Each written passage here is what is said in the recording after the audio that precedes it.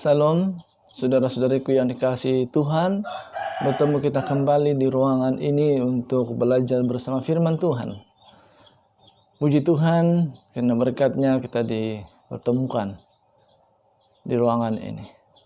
Baik, pada hari ini hamba Tuhan akan mengungsikan satu lagi tajuk atau pelajaran yang bertajuk pada hari Tuhan. Pada hari Tuhan. Jadi untuk memulai belajar bersama firman Tuhan ini, mari kita tunduk kepala dan kita berdoa terlebih dahulu. Mari kita berdoa. Bapa di surga, terpujilah namamu.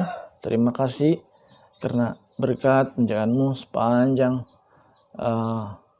hari ini, sehingga kami berkesempatan untuk datang ke hadirat-Mu untuk belajar firman Tuhan.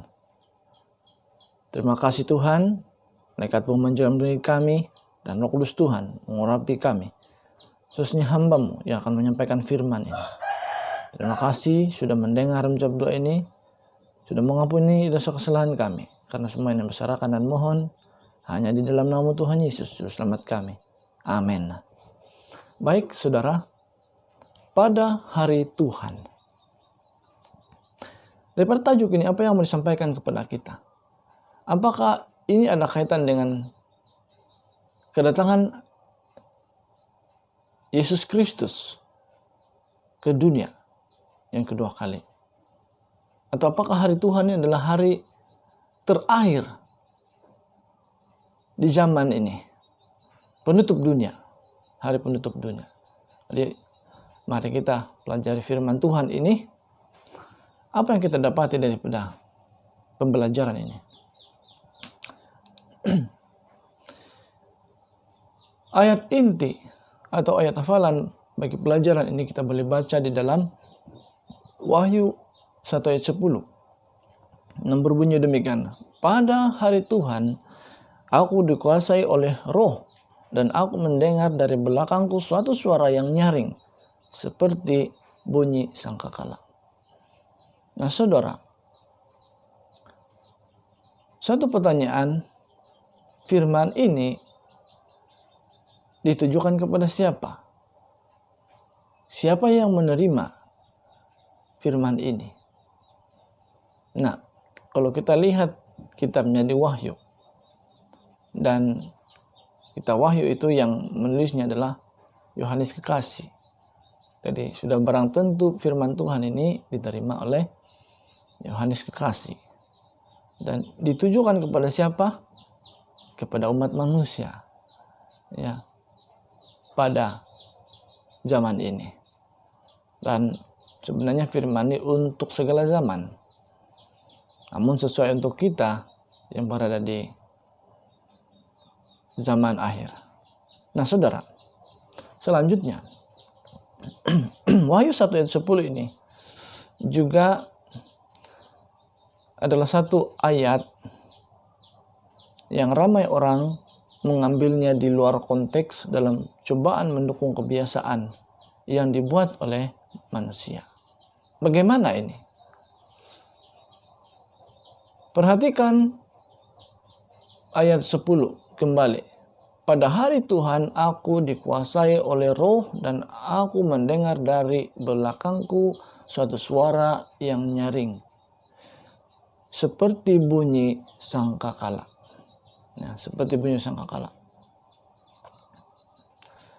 Ada yang mengatakan begini, menanggapi mentafsir hari Tuhan itu adalah hari Ahad. Apakah benar demikian saudara-saudara? Kita lanjutkan. Nah sebelum itu, seperti yang saya katakan tadi, ayat ini disalahartikan. Ya, disalahartikan. Jadi untuk lebih mengetahuinya lagi, lebih mendalami ayat ini, selanjutnya bagaimana, apakah benar tanggapan, penafsiran bahwa hari Tuhan itu adalah hari Ahad. Mari kita lanjutkan pembelajaran. Bilakah hari Tuhan itu yang sebenarnya? Mungkin hari Tuhan ini terkait dengan hari berbakti, ya, Hari kudus Tuhan atau bagaimana? Bilakah hari Tuhan itu? Nah, daripada kata Yesus sendiri, Yesus berkata bahwa Dia adalah Tuhan atas hari Sabat. Kita lanjutkan. Pada penciptaan dunia ini, Allah memilih hari ketujuh berhenti bekerja. Allah memilih hari ketujuh berhenti bekerja, kemudian memberkati dan menguduskannya. Ya. Jadi ternyata hari Tuhan itu terkait atau merujuk kepada hari Sabat. Ya. Hari Sabat. Kejadian 2 ayat 2 mengatakan berhentilah ia pada hari ketujuh dari segala pekerjaan yang telah dibuatnya itu. Ayat 3, lalu Allah memberkati hari ketujuh itu dan menguduskannya. Karena pada hari itulah ia berhenti dari segala pekerjaan penciptaan yang telah dibuatnya itu. Nah, perhatikan saudara-saudara umat Tuhan sekalian. Ini adalah tafsiran ataupun maksud daripada ayat hari Tuhan itu sebenarnya. Allah memilih hari ketujuh, kemudian berhenti bekerja, memberkati hari itu, dan terakhir yang dilakukan adalah menguduskannya. Tidak ada hari lain yang dikuduskan oleh Tuhan. Satu-satunya hari yang dikuduskan Tuhan adalah hari yang ketujuh, hari Sabat. Sesuai Alkitab. Hari istimewa ini sangat penting bagi Tuhan untuk umat manusia. Dimasukkan dalam 10 perintah kasih-Nya kepada Allah dan kepada manusia. Ya, hari Tuhan itu. Keluaran 20 ayat 8 mengatakan, ingatlah dan kuduskanlah hari Sabat. Ayat 9, 6 hari lamanya engkau akan bekerja, melakukan segala pekerjaanmu. Ayat 10, tetapi hari ketujuh adalah hari Sabat Tuhan alam, maka jangan melakukan sesuatu pekerjaan. Nah, jadi 800 tahun sesudah Sinai, Tuhan mengingatkan manusia supaya tidak menginjak-injak hukum Sabat. Oke. Jadi menurut penyataan ini, 800 tahun sesudah Sinai, Tuhan mengingatkan kembali manusia tentang 10 perintah itu, tentang hari Tuhan itu, supaya tidak menginjak-injak hari Tuhan atau hari Sabat itu. Seperti yang tertulis dalam Yesaya 58 ayat 13 mengatakan, apabila engkau tidak menginjak-injak hukum Sabat dan tidak melakukan urusanmu pada hari Sabat, hari kudusku, engkau menyebutkan hari Sabat hari kenikmatan. Wah, bersukacita kita. Hari kenikmatan. Hari kenikmatan, Sabat itu hari kenikmatan. Dan hari kudus Tuhan, hari yang mulia. Engkau menghormatinya dengan tidak menjalankan segala acaramu dan dengan tidak mengurus urusanmu atau berkata omong kosong. Nah, demikian Tuhan ingatkan manusia. Ya. Mula-mulanya bangsa Israel. Namun ini kepada kita sekarang, saudara-saudaraku. Dan saya boleh katakan ini adalah firman Tuhan. Firman Tuhan untuk segala zaman, ya, sepanjang zaman. Dan ini tidak akan pernah berubah. Jadi kita ditanya kembali di sini, saudara-saudara. Hari apakah hari ketujuh itu? Oke, mari kita pastikan kembali. Mengingat peristiwa penyaliban Yesus. Hari penyaliban Yesus adalah hari Jumat. Dan ada juga yang mengartikannya sebagai hari Jumat Agung. Karena pada hari itu Yesus disalibkan. Berikut perayaan Kristen kepada peristiwa itu dipanggil Good Friday. Katakan Good Friday, mengingat hari penyaliban Yesus. Hari yang ketujuh itu sesuai hukum Taurat, 10 perintah Tuhan yang tertulis itu adalah pada hari ketujuh. Pada hari ketujuh, pada hari Sabat. Atau kalau dalam bahasa kita, pada hari Sabtu. Ya. Pada hari Sabtu. Atau hari Sabtu itu adalah hari ketujuh dan hari Sabat Tuhan. Selanjutnya, kita melihat kepada kalender yang sedia ada. Sabat hari ketujuh. Hukum keempat adalah di antara Good Friday, hari Jumat, penyaliban Yesus, dan Easter Sunday. Jadi kita dapat pastikan di sana benar bahwa hari Sabat itu jatuh pada hari Sabtu, dan itulah hari yang ketujuh yang benar, hari Sabat menurut Alkitab. Firman Allah membuka setiap bayang-bayang keraguan. Yesus di dalam kubur pada hari Sabat, Saturday, dan hari pertama minggu diartikan sebagai Easter Sunday. Yesus bangkit. Jadi saudara-saudara yang dikasihi dalam Tuhan, artinya Sabat itu adalah hari Tuhan, itu adalah hari Sabat yang benar. Sabat adalah hari Tuhan dan bukan hari Ahad atau hari Minggu. Dalam International Dictionary, mari kita lihat. Saturday, the seventh day of the week, dikatakan di sini. Hari Sabtu adalah hari ketujuh dalam minggu. Kemudian Sunday pula, the first day of the week. Ahad adalah hari pertama dalam minggu. Oke. Jadi kita dapat lihat di sana. Pengiraan masa Tuhan. Ahad, Isnin, Selasa, Rabu, Kamis, Jumat, Sabtu.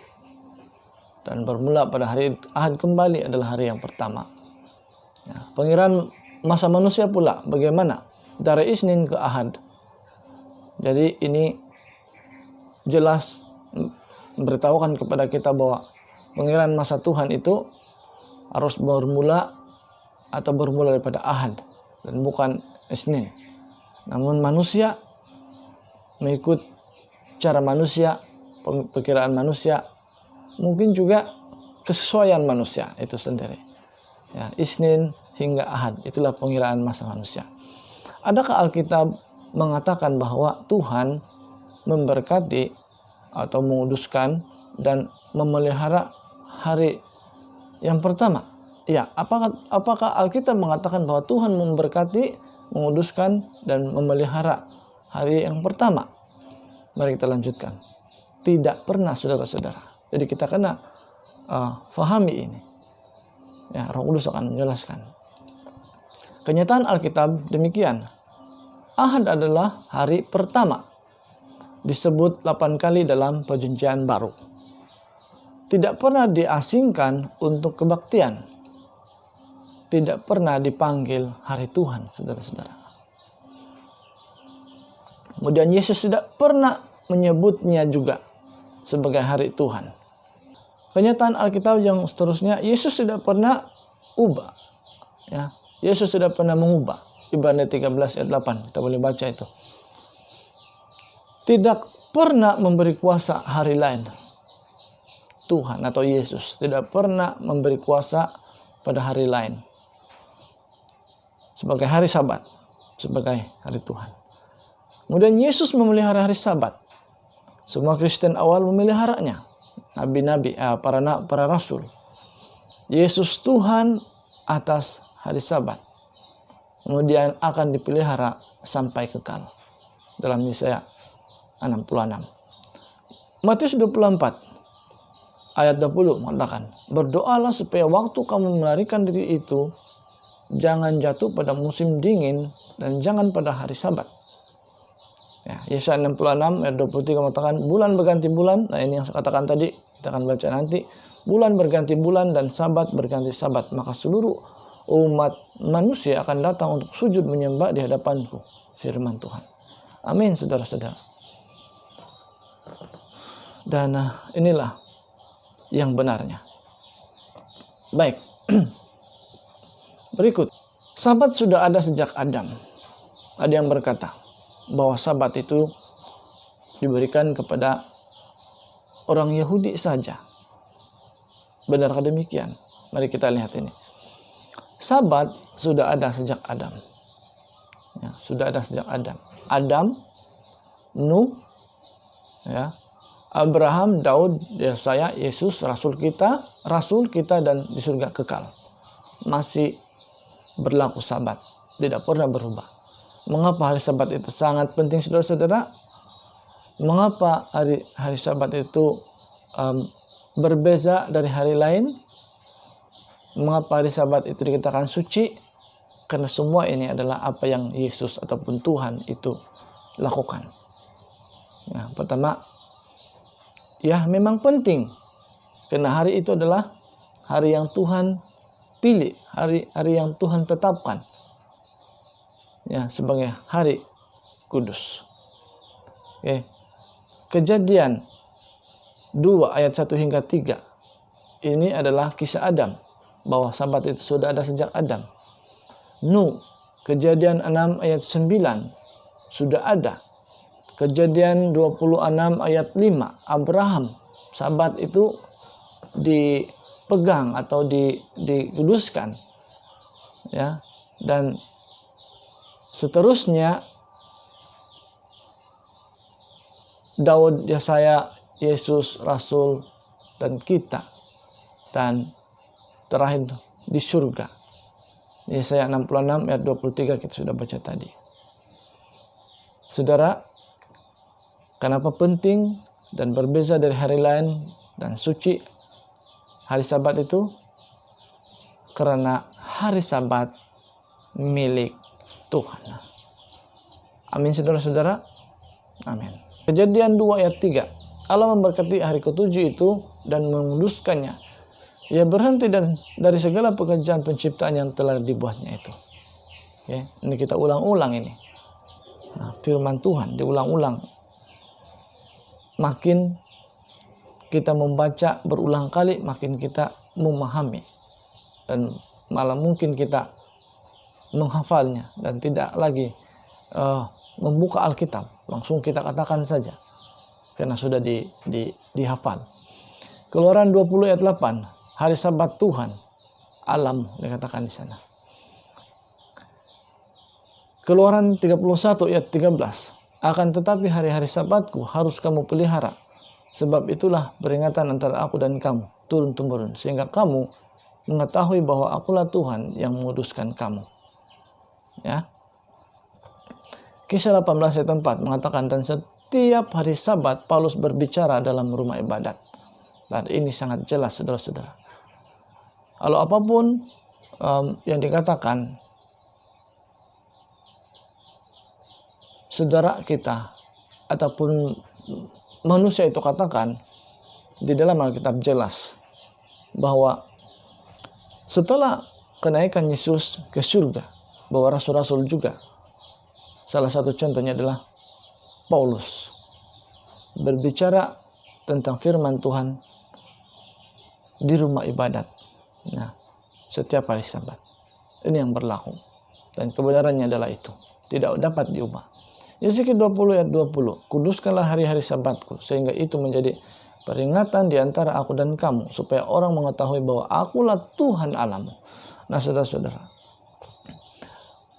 sesama manusia yang belum menerima Tuhan, belum percaya hari Sabat adalah hari kudus Tuhan dan kekal, apabila saya dan saudara mempraktikkan, menerima Sabat itu, menguduskan Sabat itu, maka mereka tahu bahwa Tuhan itu adalah Tuhan kita, Tuhan pencipta.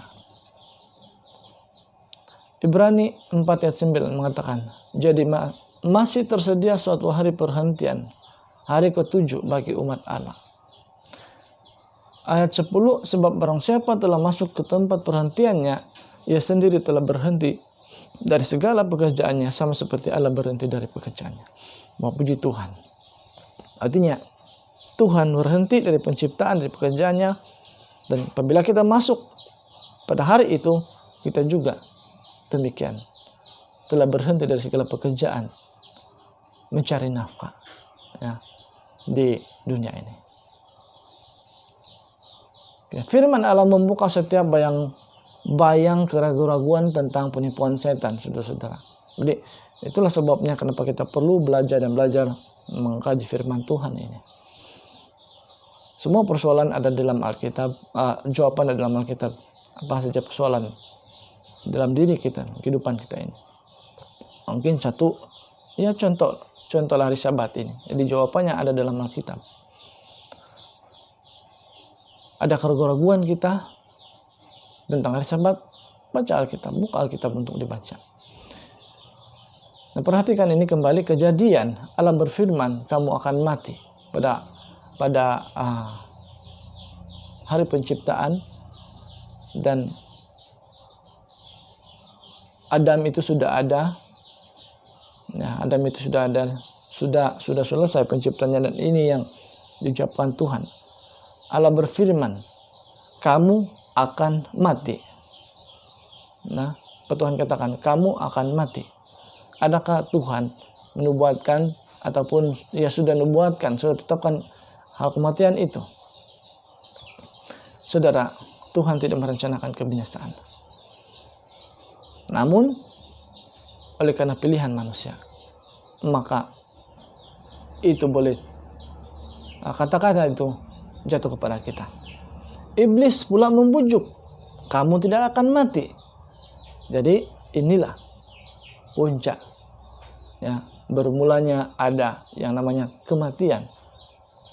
Tuhan bermaksud oleh karena kasih-Nya diingatkan terlebih dahulu. Karena sesungguhnya dengan mengingkari perintah Tuhan, melanggar perintah Tuhan, maka dengan sendirinya juga perintah itu akan jatuh kepada kita. Karena iblis membujuk manusia, maka manusia itu jatuh dengan pilihannya sendiri. Allah berkata kembali, ingatlah hari Sabat, hari ke-7.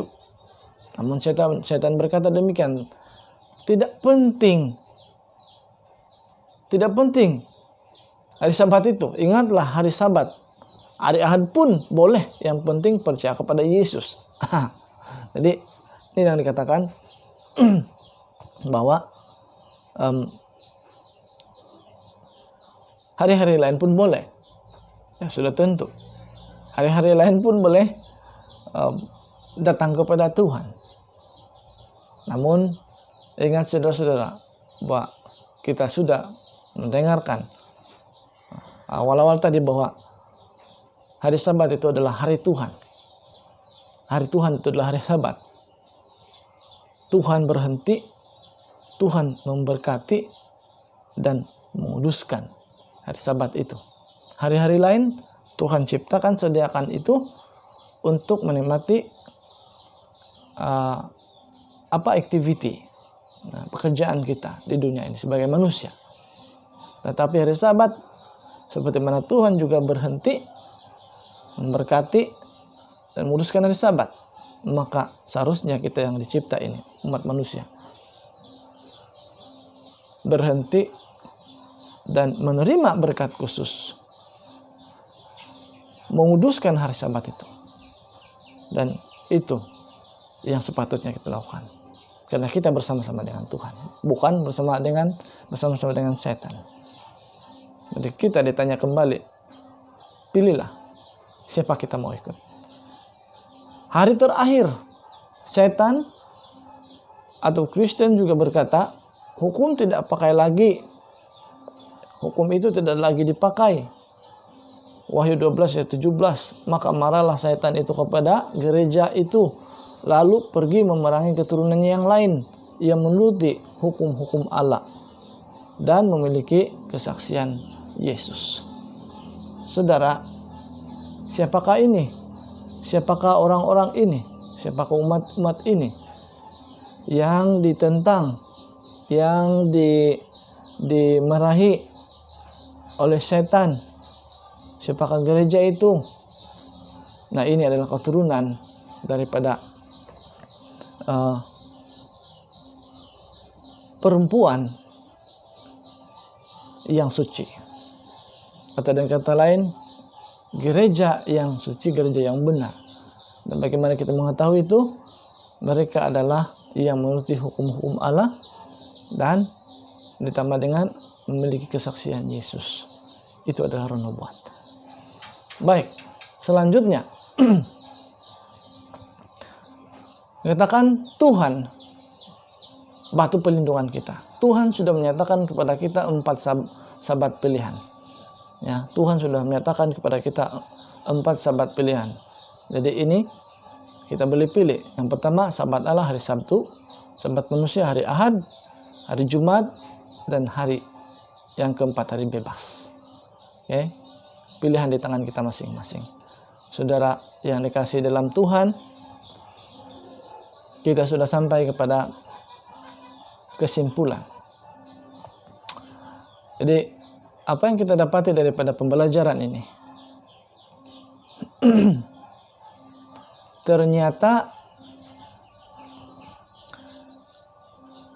kita ini manusia seharusnya mengikuti perintah Tuhan.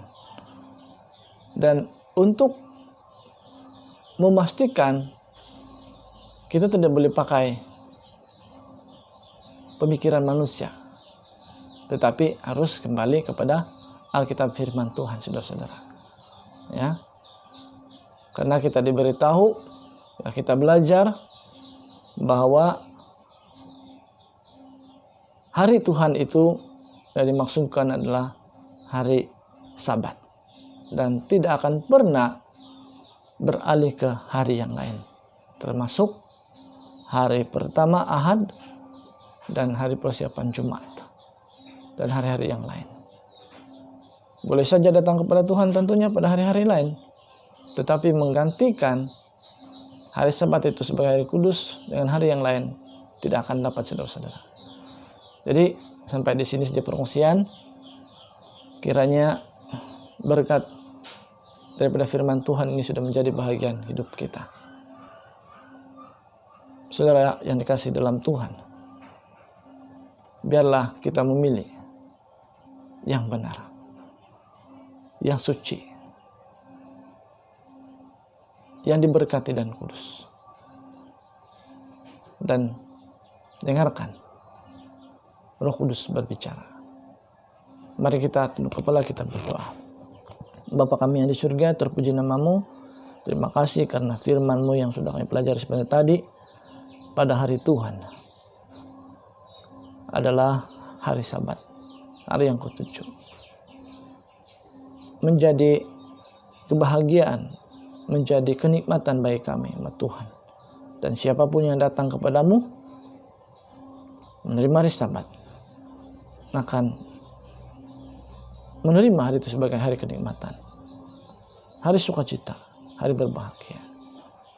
Terpujilah nama Tuhan. Engkau sudah memberkati umat-umat Tuhan dan siapapun yang mendengarkan perkongsian firman Tuhan. Urapi kami dengan kuasa Roh Kudus Tuhan. Terima kasih rencana-Mu adalah rencana keselamatan buat kami. Serahkan hidup kami ke tangan-Mu ya Tuhan. Terima kasih Engkau menyertai kami. Sekali lagi melalui malaikat dan Roh Kudus Tuhan. Inilah hidup kami ya Tuhan, serahkan ke tangan. Ampuni dosa kesalahan kami. Terima kasih sudah mendengar mengucap doa ini. Semua ini berserahkan dan mohon hanya di dalam nama Tuhan Yesus. Terus selamat kami semua. Amin. Baik saudara-saudari yang dikasihi dalam Tuhan. Sampai jumpa. Tuhan memberkati. Amin.